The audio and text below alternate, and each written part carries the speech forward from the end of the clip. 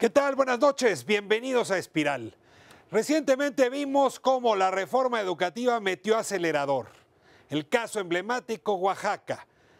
El Estado recuperó para sí la institución que lleva la política educativa y de paso removió a algunos de los líderes sindicales que estaban impidiendo justamente esa reforma.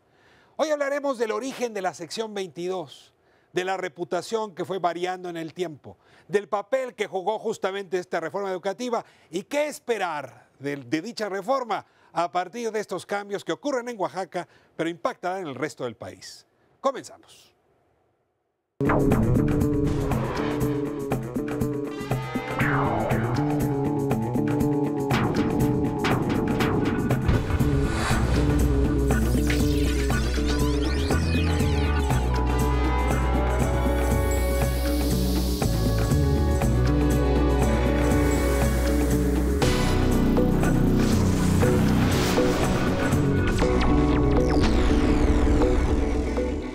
Abrimos nuestra conversación de inicio de cursos escolares, el tema ya lo anunciaba, educación, para hablar de los hechos más recientes, el golpe de timón en Oaxaca y también Planea y otros indicadores que se están moviendo y que nos hablan de que la reforma educativa, como decía hace un momento, va echando raíces. Tenemos un panel de lujo, les agradezco muchísimo que estén aquí, por el respeto que les tengo y por lo que pueden aportar a esta discusión y a la audiencia. Les doy la bienvenida y como es costumbre en Espiral, les voy a pedir que se presenten. Blanca Heredia, comenzamos contigo. Blanca Heredia, profesora en el CIDE, dirijo el área de política educativa, investigación en política educativa en el CIDE.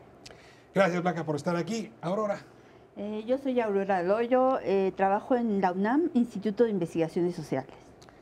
Aurora tiene mucho tiempo analizando con lupa la política sindical y su relación con la política educativa. Es que hoy te vamos a sacar jugo para que nos digas para dónde va este barco que tanta discusión ha despertado. Gracias por estar aquí, Aurora. Y tengo también a Aldo Muñoz. Aldo. ¿Qué tal? Aldo Muñoz, soy profesor académico de la Facultad de Ciencias Políticas y Sociales de la UAM, Estado de México. Gracias por estar aquí, Aldo, y también pues un especialista conocedor y conocido sobre el tema. Hoy vamos a abordar en realidad dos coordenadas. Uno es el tema estrictamente educativo, otro es la política alrededor de la educación. Y miren que siempre van muy de la mano. Nos amanecimos en este año escolar pues, con el golpe de timón fuerte en Oaxaca. El líder de la sección 22, Rubén Núñez, perseguido incluso penalmente, la detención de varios maestros pertenecientes a esa sección, también con denuncias penales por haber robado urnas y haber impedido las elecciones, con la expropiación, no sé cómo llamarlo, a lo mejor exagero con el término, del Instituto de Educación de Oaxaca, el IEPO, para que sea el gobierno el que se encargue de una instancia que era de gobierno y no del sindicato. A ver, y una sociedad que en alguna medida aplaudió ese golpe de timón. Otra sociedad que dice, no, esto es alevoso, esto es arbitrario. Yo quisiera que me ayudaran a explicarle al auditorio por qué la sección 22 ha ocupado tantas veces la primera plana de los periódicos. Es decir, ¿por qué es tan importante en el debate educativo?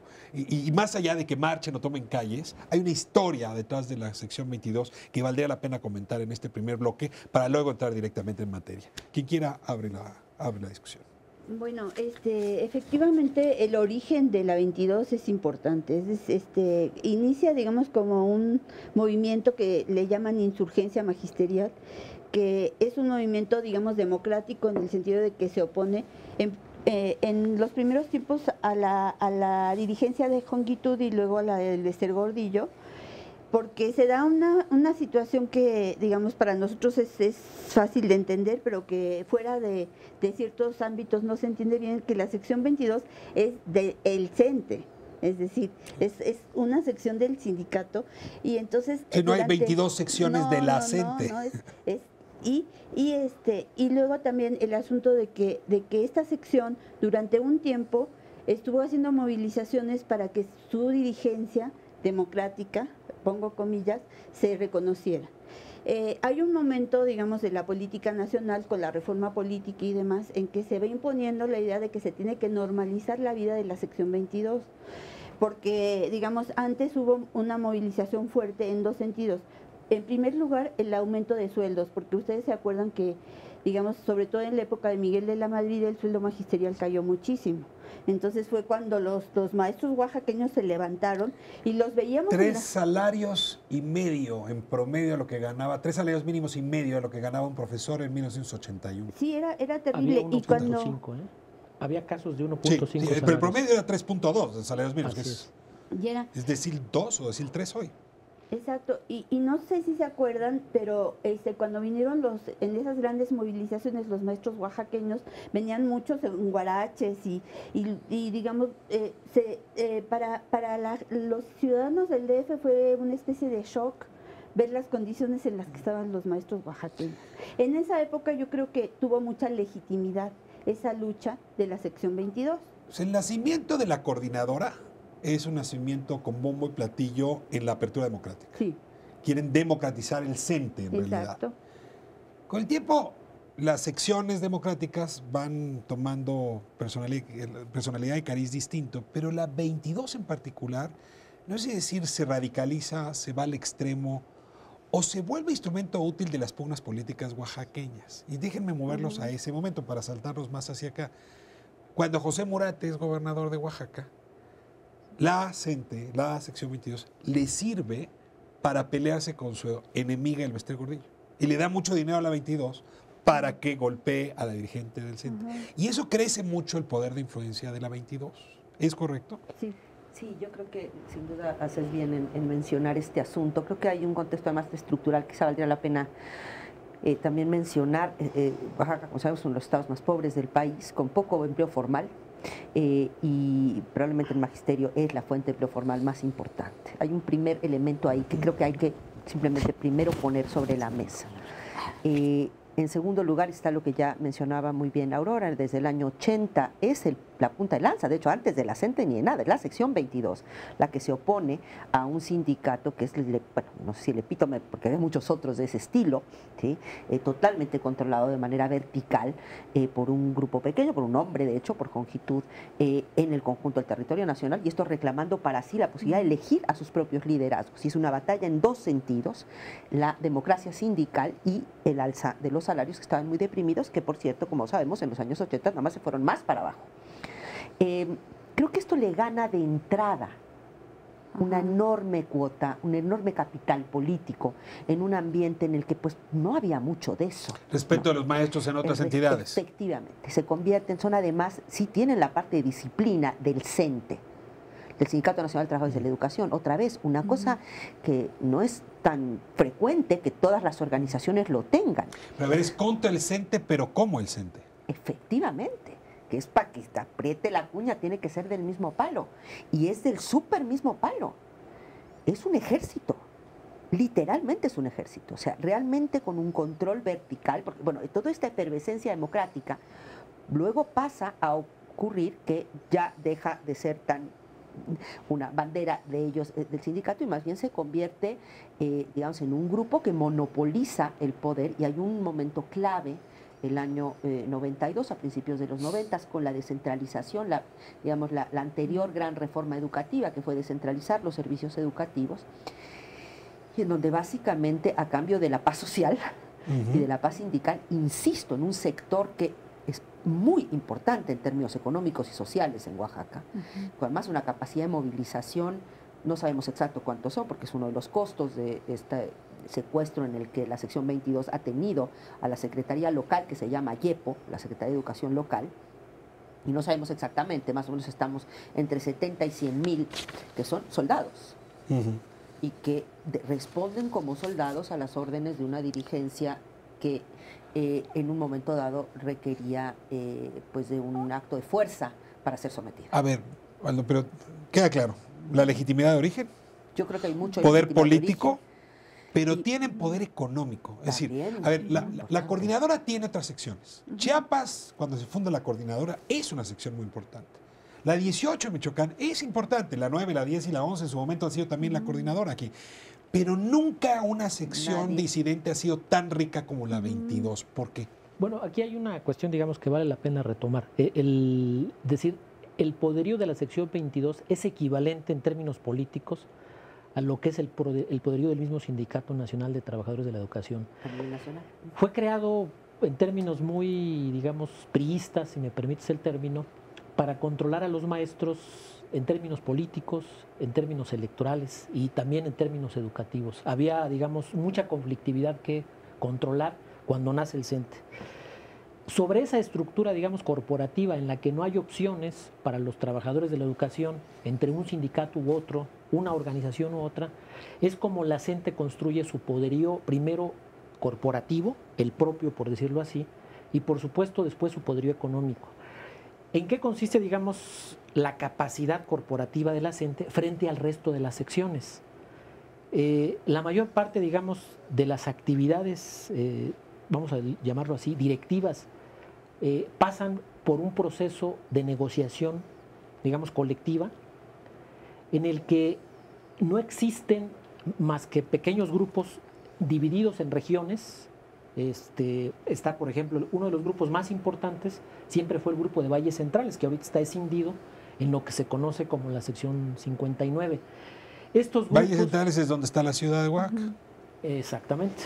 Estos grupos, digamos, crean una cosa que le llaman principios rectores.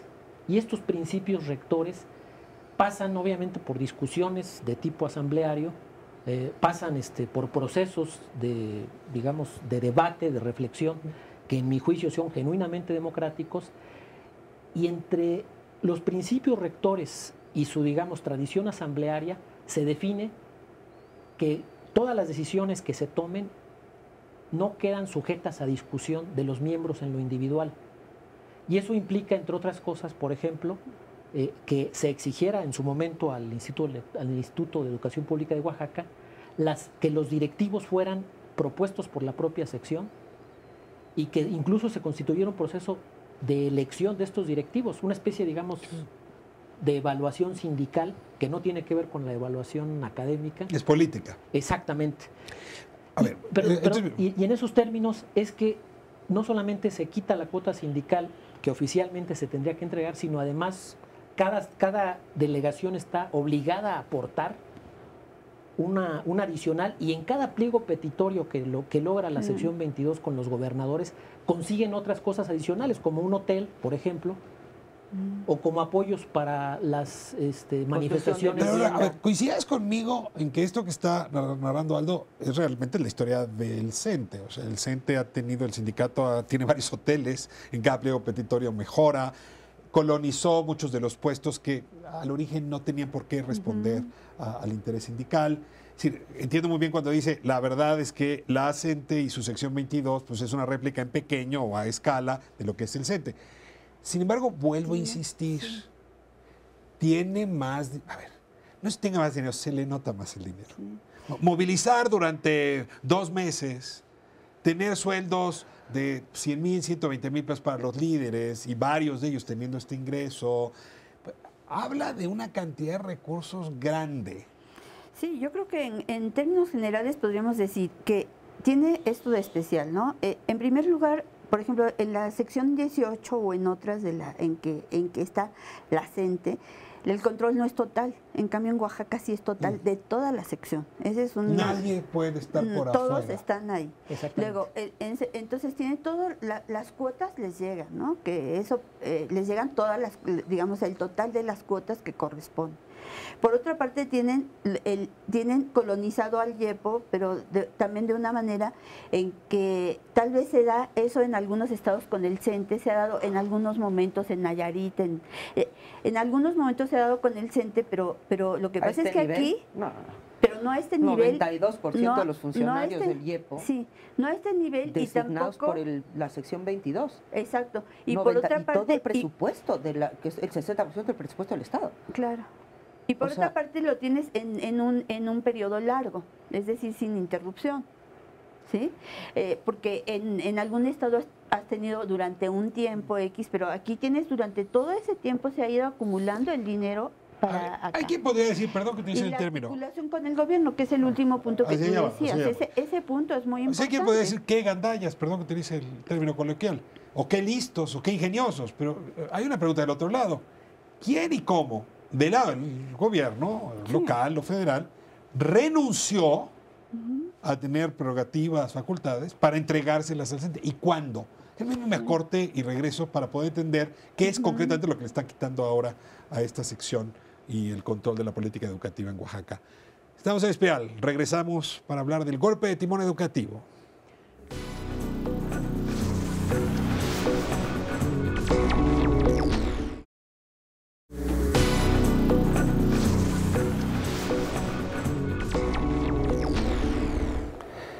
De vuelta en Espiral, hablando de Oaxaca y el tema educativo. Y estábamos, antes del cierre del bloque anterior, pues con el tema del dinero y del poder económico que ha logrado esa sección. Y yo quería pedirles que antes de cerrar el capítulo de la historia de la sección 22, pusiéramos el asunto electoral también en perspectiva. O sea, esta es una sección que, igual que el CENTE, moviliza votos. Y cuando se carga con un candidato o con otro, pues los ha ayudado bien. O sea, Gabino Cue jugó con la sección 22. No hay duda. Ulises Ruiz, antes de pelearse con la sección 22, fue gran amigo de la sección 22. Entonces, ¿qué es lo que pide la CENTE a cambio de ese apoyo electoral? Que le permite luego pues, ser el dolor de cabeza de esos mismos gobiernos. ¿Cómo ha sido esa historia?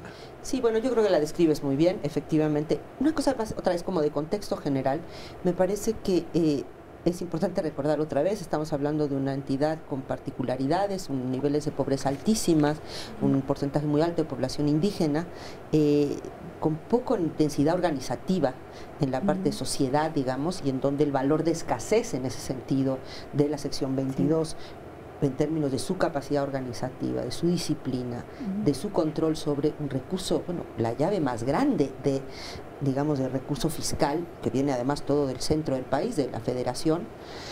Entonces, bueno, todo eso la coloca por ahí en otros estados más ricos. Es el 60% de los recursos gubernamentales. Sí, que además ahora todos están hipotecados porque no alcanzaban esos para ir cumpliendo con las diferentes demandas que ya bien se apuntaba aquí, que iban haciendo año con año. Entonces, las finanzas públicas de Oaxaca también están quebradas, porque como no hay dinero que alcance para ir cumpliendo todos aquellos que, además creo que para mí un elemento que es muy importante y que, no sé, creo que lo electoral es clave para explicar el poder del CENTE y cómo intercambia votos porque le hubieran mantenido esa capacidad de ellos hacerse de esos recursos, mantener el control. En ningún otro estado de la República hay ese nivel de control de una sección sindical, una organización gremial sobre un aparato de gobierno directamente, ¿sí? Pero además el tema de número, o sea, estamos hablando, insisto, entre 70 a 100 mil. Y a mí me parece muy importante recordar que los policías de los que dispone el gobierno de Oaxaca son 7,000. Es el 10%. El número en términos de fuerza. Aquí también el tema de fuerza importa. Sí, claro. Y el valor de escasez ahí también. Sí. Tú tienes 70,000 soldados en el rango bajo contra 7,000 policías. No me parece que es un tema menor. Y por eso era impensable recuperar la rectoría del Estado en el mejor y más inmediato sentido del término, que es lo que se hizo, sin fuerza pública federal. O sea, no, pero a ver. Aldo, coincidas conmigo que la sección 22 no solo desafió al gobierno local en Oaxaca, que estuvo a punto de descarrilar la reforma educativa, que tuvo capacidad de chantaje, tomó Monumento a la Revolución, tomó las calles. Y según los documentos y los rumores, que son más que rumores, que se obtuvieron, la Secretaría de Gobernación, el subsecretario Luis Miranda, una y otra vez les dio a la sección 22 lo que pidieron. Viene la pregunta central, ¿por qué cambiaron de opinión? ¿En qué momento la CENTE hizo la 22 que provocó una reacción del gobierno? Dijo, hasta aquí llegaste. Y entonces viene la detención de Rubén Núñez. Bueno, no estoy seguro, por ejemplo, si son un grupo como otras secciones en el que tú puedas depositar un pacto electoral, porque por lo que sabemos también, las regiones se mueven también por separado. Para que tú puedas convencer al conglomerado de que apoyen un candidato o un proyecto político, necesitas asociarte con ellos. Es decir, va más allá de apoyo por votos. Es decir, necesitas hacerlos candidatos. Es decir, recorrerse más allá de los partidos políticos. Esa sería, digamos, una primera cuestión que yo pienso que es clave para explicarnos el fenómeno Gabino Cue. Es decir, no llega él, su coalición partidista, a cambio de los votos de la CENTE. Llegan los líderes de la CENTE a cambio de muchas candidaturas, porque a quien están apoyando finalmente los de la CENTE es a los propios profesores. Gabino Cue está en el paquete. Ese es común. O sea, no es que la CENTE apoyó a Gabino Cue, es que Gabino Cue apoyó el proyecto de la CENTE. Por supuesto, por supuesto, porque además en otras épocas, efectivamente, con Murat tuvieron un acuerdo electoral, con Ulises Ruiz tuvieron un acuerdo electoral, pero es un acuerdo que, digamos, que pasa por sus propias demandas, digamos, de tipo laboral y de tipo gremial. Es decir, no es un paquete diferenciado. Y efectivamente, te apoyo para que después podamos... Bueno, esto explica por qué en 2012 llega con tanta fuerza. ¿Por qué Gabino Cue no puede contra ellos? ¿Por qué tienen la capacidad de chantaje que tienen? Pero no me explica qué pasó en la Secretaría de Gobernación o qué pasó en la Secretaría de Educación que de repente dice, hasta aquí llegó, señor. Hipótesis. No había podido hasta hace algunos meses aplicarse a fondo la reforma educativa en casi ningún estado de la República. Y de hecho, por ejemplo, donde les dio muchísimo miedo al gobierno federal aplicarla fue en Quintana Roo, cuando los profesores más institucionales, más leales a las causas sindicales, estaban bloqueando el aeropuerto de Cancún, que como ustedes saben es uno de los centros turísticos más importantes el segundo aeropuerto más importante del país. ¿Me explico? Ahí, digamos, hubo un freno y Oaxaca en alguna medida representaba una bandera, digamos, de solidaridad, una bandera de pretexto para que otras secciones... A ver si coincides. Es decir, no solo era contra la sección 22, fue un golpe de timón, como se llama el programa, para que el resto de los astros se alinearan. Sí, yo estoy de acuerdo. Por ejemplo, esto que señalaba Aldo, sí se observaba en las otras secciones del CENTE, en las más institucionales, y empezaba a haber, digamos, una idea entre los profesores de que la CENTE estaba defendiendo mejor sus intereses. Porque recordemos que en lo que es la base magisterial, la reforma no pasa totalmente, todavía no, digamos, no hay un convencimiento total de que eso es lo mejor, hay resistencias y entonces empezaba a haber manifestaciones en el sentido de la CENTE nos está representando mejor esa resistencia, y de hecho se decía que la CENTE estaba ganando adeptos. Y bueno, yo pienso, Ricardo, que hay datos que no tenemos, pero que la Secretaría de Gobernación sí tiene. Y digamos, esta cuestión de la microhistoria de cuándo fue el momento, pues es muy difícil desde afuera saber. Pero hay algo que sí sabemos. Pero hay algunos elementos que están ahí. Gabino Cue, por ejemplo, que fue a la Cámara de Senadores. Cuando él va ahí y da el dato que señalaba Blanca, pero es que nosotros solamente tenemos tantos elementos y en cambio los de policía contra los... Y cuando va ahí, digamos, y yo fui a escuchar todo lo que dijo, de hecho, yo no me imaginé, y creo que la mayoría no se imaginó que a los pocos días iba a ser el golpe del IEPO, pero esto ya estaba preparado. Obviamente, si ahora, digamos, vuelvo a ver el video de Gabino Cue, te lo explicas mejor. Explico. En ese momento no lo sabía, porque vamos a hablar tenemos del golpe. nuestra bola de cristal. El golpe tiene dos válvulas. Una, típicamente de la política mexicana. Tienes un problema con el CENTE y lo resuelves metiendo a su líder a la cárcel. No estoy hablando del Bester Gordillo, ¿no? Estoy hablando de Rubén Núñez. Es decir, la cárcel como la estrategia Al Capone para resolver los problemas políticos. Y además no alcanzaba a Rubén Núñez, ahora meten a otros. A ver, yo les pregunto si no tenemos de otra, es decir, si la justicia puede seguir siendo utilizada así para la política educativa, la política sindical.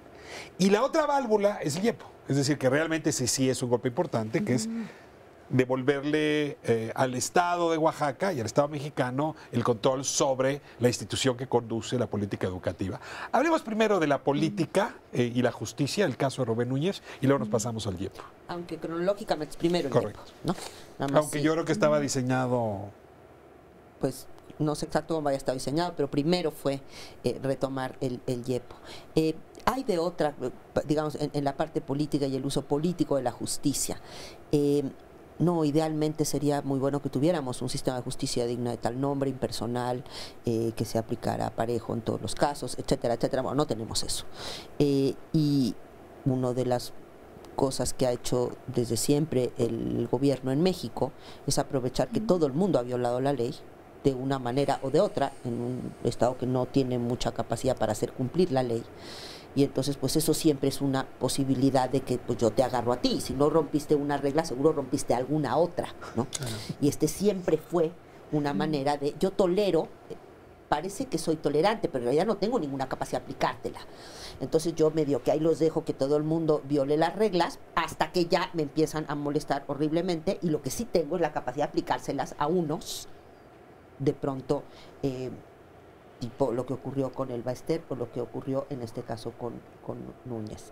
La pregunta era por qué, que me parece que es una pregunta importantísima, es por qué ahora y por qué no antes. Claro. Porque este señor pues se ve que ya había violado varias leyes, él y sus amigos, que son y como que se diga del Elba Ester, ¿verdad? Y que se diga del Elba Ester como una mafia, la verdad. La 22 a mí me suena, si tú ves mucho su funcionamiento, ¿no? Y lees las crónicas de cómo es las organizaciones criminales, la mafia en particular, tiene muchas cosas parecidas.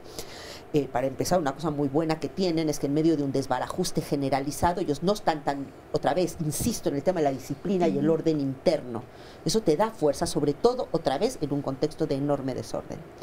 Entonces, ojalá que no fuera así, pero en efecto es uno de los pocos instrumentos a los que puede echar mano un Estado que en el fondo es un Estado muy débil como el mexicano. ¿Alguna opinión sobre la denuncia penal en contra de Rubén Núñez? Yo creo que es una historia recurrente. No es la primera vez que se acusa a un líder magisterial en Oaxaca y no es la primera vez que se le amenaza de cárcel. De hecho, Ulises Ruiz encarceló a varios de ellos y eso provocó esta gran movilización que encabeza la APO. Pero yo creo que lo que vale la pena rescatar es que le quitan dos elementos a la sección 22 que no le permitían a la sociedad oaxaqueña, que es, digamos, en mi opinión, lo fundamental en este caso, tener maestros dando clases. ¿Por qué?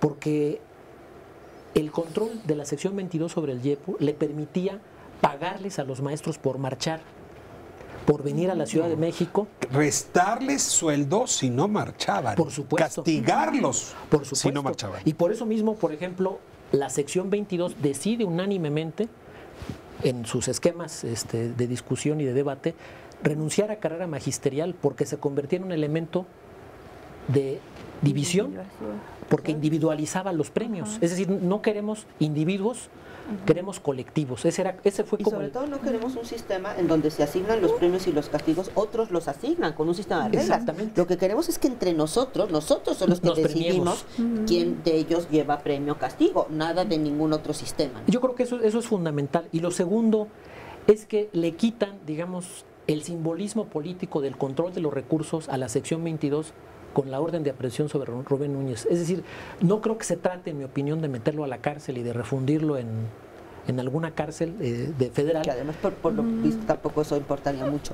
Exactamente. Sino se trata de quitarle... Es decir, porque hay túneles para escapar. Tenemos tu recurso económico capturado, recuperado, si me permites la expresión, y tenemos a tu dirigencia amenazada. Es decir, la amenaza. Ahora quien tendría que dirigir el destino de los profesores. Bueno, a ver, Aurora, perdón, pero es que esto se llama déjà vu. Sí. A ver, eso mismo es lo que hicieron con el maestro. Ahí la metieron a la cárcel y el resto de los dirigentes le dijeron, aquí tengo un expediente penal contra ti, tú revélate y lo voy a aplicar. ¿Por qué el gobierno no hizo eso al mismo tiempo en 2013? CENTE, la coordinadora, el sindicato. Es decir, ¿por qué darle 2 años de conflictividad si de todos modos iban a meter a Rubén Núñez a la cárcel? Sí. Bueno, yo no lo sé, pero además a mí me llama mucho la atención y tengo esa misma pregunta e incluso una inquietud, porque esto se está dando a final del gobierno de Cue, lo cual mete más inestabilidad en el proceso. Es decir, ya está al final y digamos, no se va a acabar ahorita, va a continuar el conflicto en los siguientes meses, en una situación muy difícil, porque Cue se va y además empieza, bueno, y antes empiezan todas el enjuague electoral al que te estabas refiriendo antes. ¿Sí? Entonces, digamos, la verdad es que el timing que se tomó es un poco ¿yo? Es una provocadora. A ver, frente al caos, hay un partido que siempre presume ser mejor, que es más competitivo para resolver con eficacia el caos. Pasó en Guerrero, ¿no? O sea, ¿estarías diciendo que esto podría beneficiar electoralmente al PRI en las elecciones estatales siguientes? No lo sé. No, a mí más bien no, yo no quiero decir eso, porque no lo sé. Yo lo que quiero decir Entonces, es que... tú provocaste. Sí, no, lo que yo quiero decir es que, digamos, hacer esto en este momento, y eso todos los que hemos estudiado movimientos sociales lo sabemos, en el momento de cambio de gobierno, en que las campañas electorales están próximas, introduce mucho más incertidumbre en todo esto. ¿Algún punto sobre esto? No, yo estoy de acuerdo, Entonces la pregunta que tú hacías de por qué se tardaron, digamos, yo también la tengo, y se me hace así como que yo en abstracto, si me hubieran preguntado, hubiera hecho hacer esto antes, no en ese momento, porque justamente ahora va a haber otros elementos, y porque hay partidos que están queriendo, obviamente, como siempre se ha hecho, aprovechar esta situación, y ya vemos lo de Morena, o sea, no estoy inventando. Morena ya me tengo que ir a corte, pero dejo sembrada la posicionándose. pregunta antes de irme. Haberle hecho antes de las elecciones ponía en riesgo la elección intermedia, ¿no? O sea, Claro, a lo mejor eso sí. esperaron también pues a que pasara junio, julio. ¿Por qué no desde 2003? Sí, exacto, ¿no? ¿por qué no? Pues La primera claro. pregunta es esa, luego ya el timing específico, que si antes o Claro. después, pero Hay sí, algunas buenas señales, sé que nos pueden dar algunos datos. Cubadis, déjenme irme a corte y me cuentan qué sigue después de esto, qué podemos esperar. Quédense con nosotros, seguimos en Espiral hablando de este golpe de timón donde Oaxaca juega un papel esencial en lo educativo.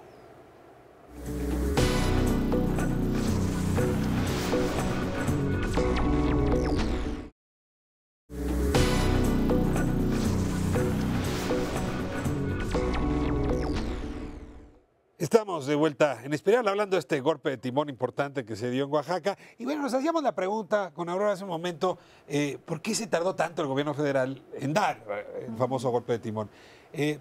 Pareciera que el gobierno federal no tenía una definición.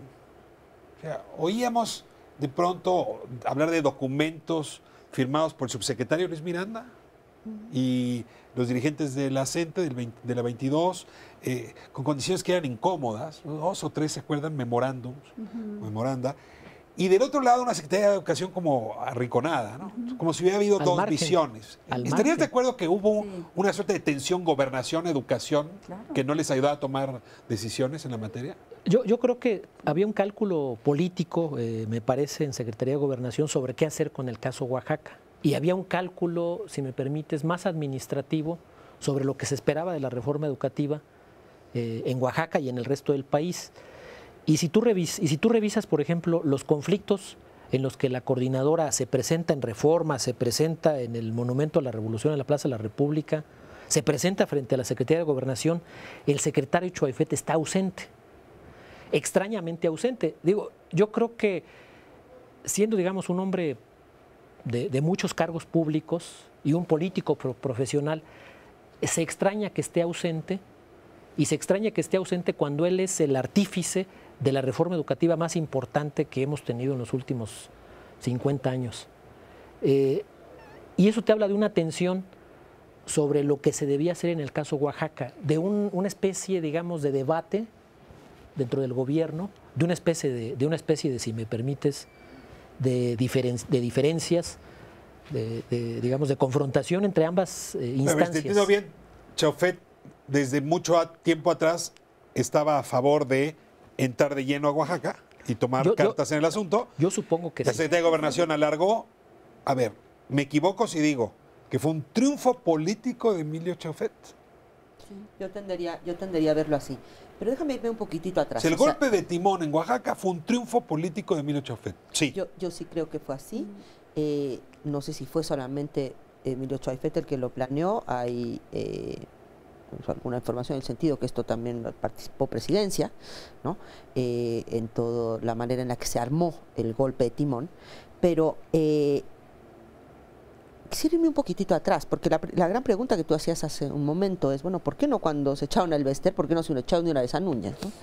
Que es algo que alguna gente, algunos críticos le han criticado y le han preguntado al gobierno, y entiendo que es una pregunta que los pone muy incómodos.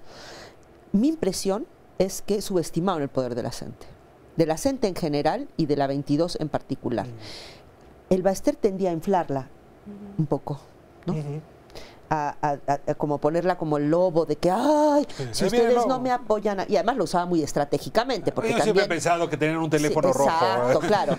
Rubén, ayúdame, ponte radical para que yo pueda tener exactamente. más poder. Había todos esos ayudaba, juegos, sí. Pero al mismo tiempo, si tú eres gobierno, puedes pensar, en realidad esta mujer, si yo controlo a esta mujer, ya voy a controlar todo. A mí sí me da la impresión que hubo una mala lectura del potencial de problema que iba a significar no haber dado un golpe también en relación a la CENTE y a la 22.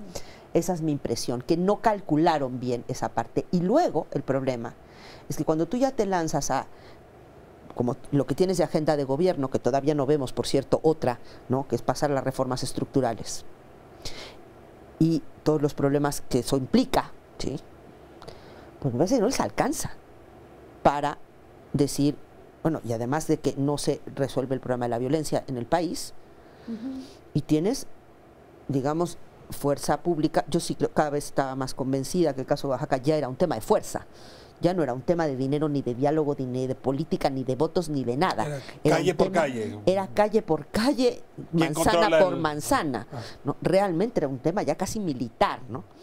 Y en la medida en la que tú tienes baja capacidad, ya sabemos, tenemos pocos elementos de fuerza en el país, tenemos uno de los ejércitos más chicos del mundo, per cápita, por cómo lo midas, una policía federal también pequeña, en fin, tenemos fuerza pública pequeña y muchísimos problemas. Está sobreextendido el ejército, sobreextendida la marina. Mi impresión es que gobernación, no estoy queriendo justificar, estoy tratando de explicar.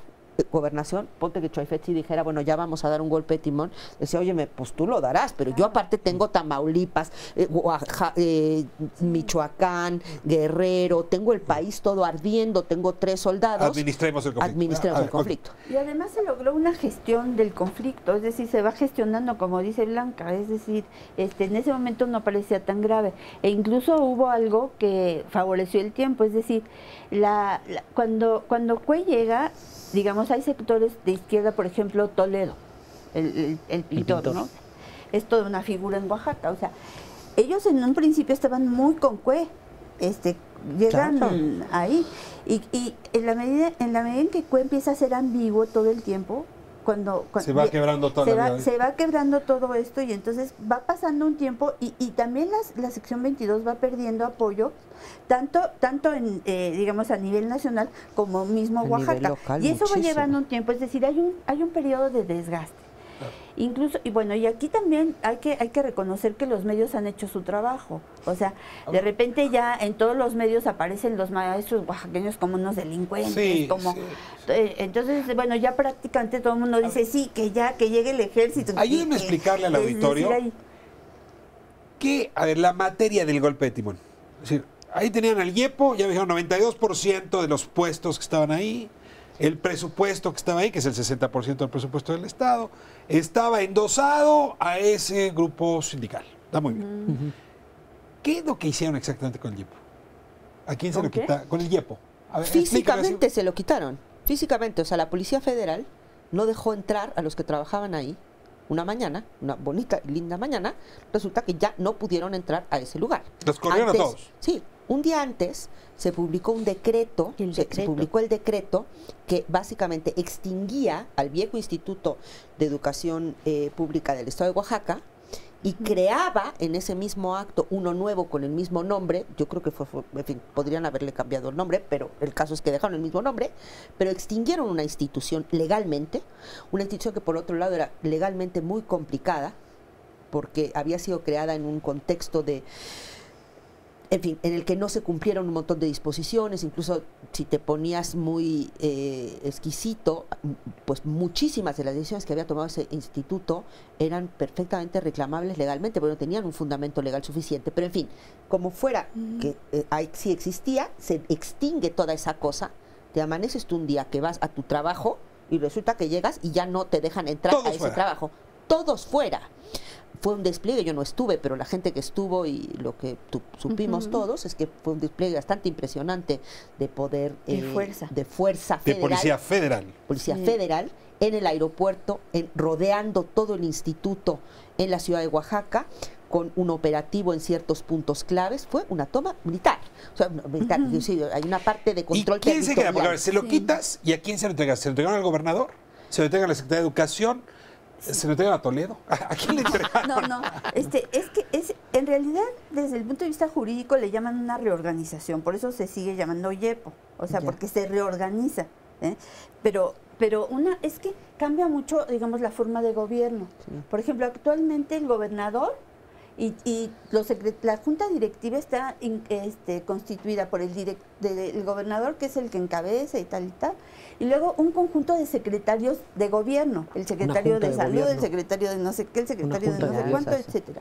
Entonces, curiosamente, el director del YEPO lo mantiene. Porque Es el mismo del director. YEPO Es el mismo, sí, es el Que él mismo. no era del sindicato.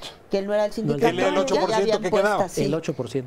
Y él lo habían puesto, según dicen ahora, hace poco relativamente, y que ya lo habían puesto para preparar ese, ese golpe. cambio. Pero lo más importante es Sí. que le quitas a la sección 22 a las personas encargadas de enviar las órdenes para generar los cheques de los muchos profesores, de los muchos trabajadores de la educación que, digamos, estaban sujetos, digamos, a una serie de directrices ajenas al quehacer educativo. Ese es, yo creo que el arrebato más importante o la recuperación más Ahora, importante. con esto podemos suponer que la reforma educativa, a ver, los concursos de ingreso, van a poder echarse a andar en Oaxaca. Bueno, claro que sí. Ya eso sin es lo que problema, uno sin esperaría. A obstáculo. ver, ¿qué esperaría? No, bueno. Yo creo que lo que tendríamos No. que exigir, además, No. aquí y en cualquier otro, si efectivamente ya regresó el Estado a Oaxaca, o dicho de otra manera, ya recuperamos Oaxaca para la federación, ¿no? Tendría que aplicar ya, como no había estado ocurriendo, pues toda esa legislación que no había aplicado, empezando por el censo. Tendríamos Sí, que ahí no se tener, hizo censo ahí no se hizo educativo. censo. Tendría que ahora hacerse planea, bueno, ya se hizo para media superior. Todos los exámenes de alumnos, todos los exámenes de docentes, los exámenes de directivos, todas las disposiciones, estas tendrían que ser de aplicación, además, más o menos inmediata. El problema es que aquello está dinamitado, o sea, no hay institución. Se tienen que construir casi de cero. Hay que construir prácticamente de cero, casi es peor, porque como hay un adefesio, ¿no? Medio hay unas prácticas, en fin, pero bueno, hay que reconstruir todo eso. Aldo, tu opinión. O sea, Fíjate. ¿hay o no reforma Fíjate, con llantas? si Rubén con- Núñez fuera el equivalente al Baester, eso sería posible. ¿En qué sentido? Es decir, Rubén Núñez no fue, digamos, el líder vitalicio de la sección 22 desde hace muchos años hasta que llega, digamos, su orden de aprehensión. O sea, en ese sentido, él no puede, con su detención o su presunta detención o su... Y no hay un Juan Díaz que subordine a toda la base. Exactamente, eso no existe en Oaxaca. Entonces, la posibilidad de que haya censo, la posibilidad de que haya concursos de evaluación, la posibilidad de que haya digamos, un recuento de maestros, va a tener que llevar otros procesos políticos igualmente difíciles, igualmente complejos. No es Oaxaca, desafortunadamente o afortunadamente, según se quiera ver, no está caracterizado como el CENTE nacional, donde hay una verticalidad. A ver, déjame pensar en otra solución. Ahora, tú conoces muy bien la vida de las secciones. Ahí hay una sección que se inventó, es la 59. Muy pequeñita. Se inventó justamente con la idea del Baester de hacerle contrapeso a la 22. Sí. ¿Cabría la posibilidad de que esa solución que el Baester diseñó ahora cobrara vida? Es decir, pues que muchos maestros se fueran saliendo de la 22, se pasen a la 59, de pronto la 59 sea la sección con la que se puede operar la reforma hasta que la 22 se desinfle, o estoy yendo Pues muy mira, lejos. digamos, esto podría ser, la verdad, no estoy muy segura si esto es lo más importante, pero lo que sí te puedo decir, porque recientemente hablé con gente de Oaxaca que conoce muy bien todo esto, es que efectivamente el apoyo de los maestros de base para los dirigentes de la 22 ha bajado mucho. Incluso en la movilización de junio, que es anterior al golpe de timón, ya esa movilización, digamos, fue como al 50% de lo que los dirigentes estaban esperando. Y fue antes del golpe de timón. Entonces ahora con el golpe de timón de Yepo, es lógico que digamos, apoyo a la dirigencia va a bajar aún más. Sin embargo, recordemos que con 20 o 30% podemos armar Bueno, son muchos. un relajo. Entonces, yo sí coincido en parte con lo que decía Aldo, de que el proceso va a seguir siendo complicado. No, la 59 puede crecer un poco, pero sobre todo la 22, en la 22 misma se van a gestar y se van a ampliar, digamos, conflictos que ya hay, porque la 22, a pesar de todo, digamos, hacia afuera es completamente homogénea, pero adentro hay posiciones distintas. Que es lo que Aldo decía, es decir, hay regiones. No es lo mismo la costa que valles centrales, no es lo mismo valles centrales que la sierra, es decir, sí hay comportamiento. Por ahí podría venir y ahí entonces. podría haber... Pero no solamente eso, no sé si ustedes recuerdan, y yo pienso que seguramente que se acuerdan, cuando la sección 59 empieza a recibir escuelas, los de la sección 22 los estaban esperando a golpes. Sí, los llamaban esquiroles. Sí, eran un poco. Sí, me explico, es decir, no es fácil o no va a ser sencillo que la sección 22, digamos, ceda escuelas o ceda zonas escolares. Yo creo que viene otro proceso de conflicto de otra naturaleza. Cabe esperar también que los líderes de la 22, sintiéndose heridos, vayan y busquen apoyos externos. Por ejemplo, hay una búsqueda de apoyo a Andrés Manuel López Obrador. Sí. Se acerquen a otros sindicatos, al ESME, por ejemplo, lo que queda del ESME, o a otros sindicatos no tradicionales, no institucionales. Es decir, ¿cabe la posibilidad que de pronto logren rearticularse a partir de esos apoyos externos? Si López Obrador les diera la bendición, ¿podrían revivir? Bueno, ya se los ha estado dando, ¿no? Cada semana les va dando una bendición. Pero yo lo que no estoy segura es si sí lo van a lograr recomponerse. Coincido contigo totalmente en que vamos a ver un proceso ahí complicado, para el gobierno no va a ser fácil, pero no sé qué tanto se van a poder reponer a través de intentar rearticularse con actores externos. Ya tenemos una experiencia, Rafael, recordarás la APOLAPO, que es una asamblea de grandes organizaciones, pequeñas organizaciones, agraviadas históricamente, agraviadas socialmente, agraviadas por el racismo, por la persecución. Es decir, ya existe esa experiencia. Pero y no dio para más. Pero yo pienso que no existen las condiciones en este momento, porque en ese momento se dio una represión terrible de la policía oaxaqueña hacia los líderes. Claro, eso junta mucho, sí. Y ahorita no tenemos un punto de ignición. Ahora, les voy a hacer una pregunta muy distinta, pero debió haber sido la primera del programa y necesito que sea de las últimas. Los niños. O sea, eran semanas y semanas. 100 días más o menos. De 2 días de no tener clase. 100 días. Semanas enteras. No pasaba, tocó ver las escuelas en Pinotepa, las escuelas en la costa, incluso valles centrales, abandonadas. 3 meses antes, una fecha, vino Juanita y Pedrito, se acabó. Es un abandono que era lo más doloroso. A ver, todo esto es lo que hablamos en este programa. ¿En alguna medida podría llegar a beneficiar en breve a los educandos? Yo no sé si tan en breve, pero desde luego que tendría que, bueno, ese es el foco, ¿no? Se supone que todo el objetivo de esto es que los niños, primero que nada, puedan ir a la escuela y en la escuela pasen cosas que les den oportunidades y les abran oportunidades. Me temo decirte que, siendo muy optimista yo en general, ahora mismo no veo que así, en brevísimo, vayamos a tener un cambio así muy formidable. Tampoco veo que efectivamente, creo que lo dijo muy bien Aldo, va a ser difícil encontrar pues los interlocutores del lado del sindicato que te permitan reordenar. Efectivamente. ¿No? Y tampoco hay mediadores, tampoco hay mediadores, o sea, está bastante dinamitados los puentes. Correctísimo. También diste un golpe de timón, pero acabaste con un interlocutor.